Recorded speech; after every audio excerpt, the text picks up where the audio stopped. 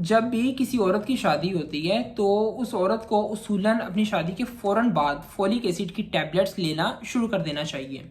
Folk acid کی یہ جو چھوٹی چھوٹی گولیاں ہیں مختلف ناموں سے مارکیٹ میں آ رہی ہوتی ہیں اور بہت سستی ایزیلی اویلیبل ہوتی ہیں، لیکن یہ ایک عجیب سوال ہے کہ عورت شادی کے فوراً بعد ہی کیوں فولک ایسڈ شروع کر دے۔ دیکھیں، جب بھی کوئی عورت حاملہ ہوتی ہے تو حمل کے جو پہلے 7 یا 8 ہفتے ہوتے ہیں یہ بہت ہی زیادہ کرٹیکل ہوتے ہیں، اور ان 7-8 ہفتوں میں بچے کا جو دماغ ہوتا ہے، بچے کی جو اسپائنل کورڈ یعنی کہ حرام مغز ہوتا ہے، یہ سب سے پہلے بننا شروع ہوتا ہے، اور پھر مختلف جو جسم کے اعضاء ہیں یہ بننا شروع ہو جاتے ہیں۔